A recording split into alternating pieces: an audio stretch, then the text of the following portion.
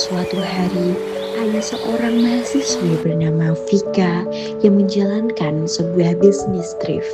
Dengan penuh semangat, ia sedang merapikan koleksi pakaian di toko miliknya sambil berharap ada pesanan baru yang masuk. Namun, akhir-akhir ini penjualan tokonya mulai menurun dan pembeli pun semakin berkurang. Ya Allah, kok sepi banget sih? Thanks cuma segini, biasanya juga lumayan banyak. Cuma ada yang tanya ukuran doang, habis itu malah gak balas lagi.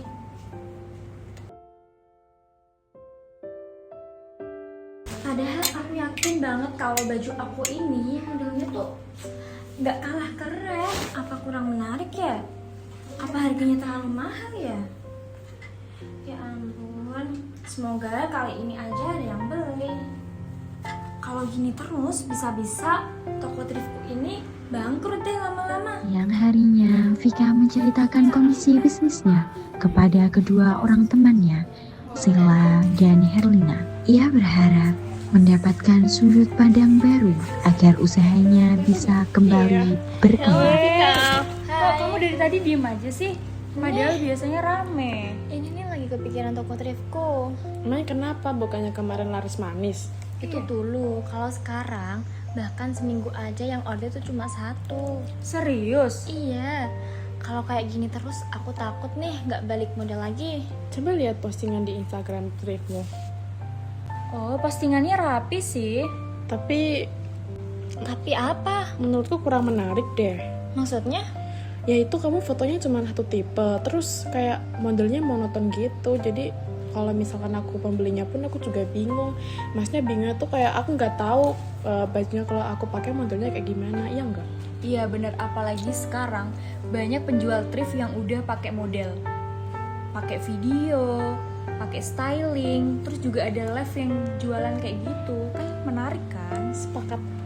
Iya juga sih, dulu tuh aku mikirnya tuh kayak cuma foto yang penting jelas, gak mikir sampai konsepnya kayak gitu. Itu penting banget sih, apalagi sekarang pembeli itu bukan cuma melihat harga, tapi juga ngelihat gimana cara kita meromosiinnya, menarik atau enggak gitu. Betul juga sih. Oke, daripada kita cuma nebak-nebak doang, mending kita cari solusi. Setuju sih kalau aku, tapi aku tuh bingung harus mulai langkah awal dari mana. Pertama, menurutku kita ubah dulu konsep foto-foto di Instagrammu gak sih? Kayaknya kurang menarik. Kayak gimana tuh?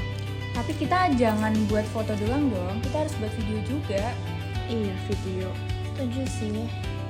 Menurutku videonya bikin yang buat OOTD gak sih? Misalnya kayak nanti kamu satu celana, terus kamu paduin sama 3 atasan, misalnya inner atau apapun itu. Ya, Oh masuk sih, biar nanti orang-orang kebayang ya kalau atasannya ini, bawahnya ini, biar orang tuh nggak bingung gitu dan nggak gak usah sih? mikir lagi Iya, atasan bener. bawahannya.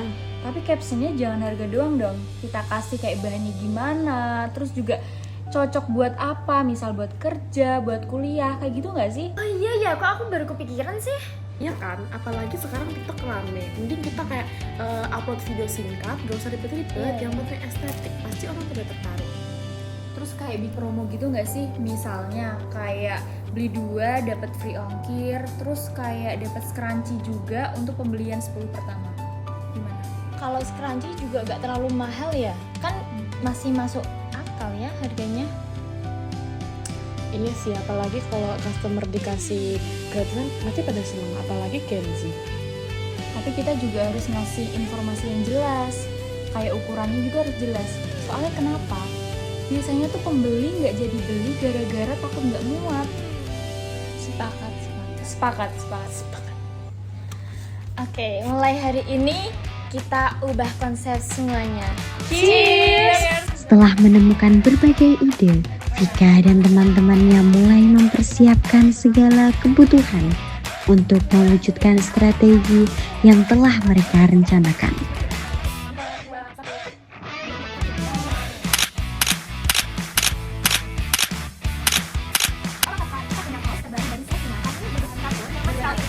Sebelah BB3 ini ada kawan banget kurang kayak ini.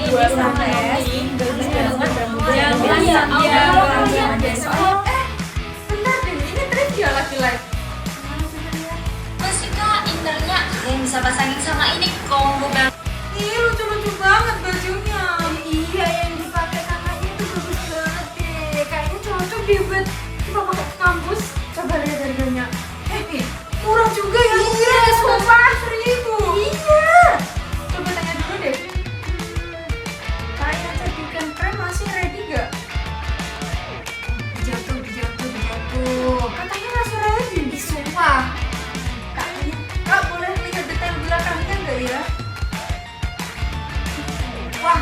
bagus banget, sumpah bagus banget. Biasanya harus muda-muda ya. Oh iya, Iya, oh, bener. iya. Ayo yuk, yuk, katanya ada diskon.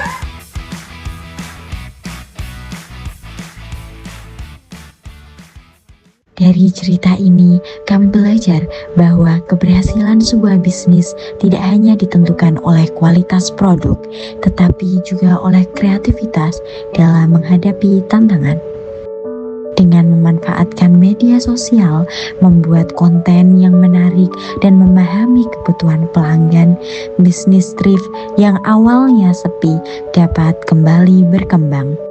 Kreativitas bukan berarti kita selalu menciptakan sesuatu yang baru, tapi bagaimana kita bisa mengembangkan ide bisa menjadi lebih menarik dan juga bernilai. Persaingan adalah suatu hal yang wajar. Yang membedakan adalah bagaimana kita terus berinovasi dan beradaptasi. Dalam kerja sama tim, ide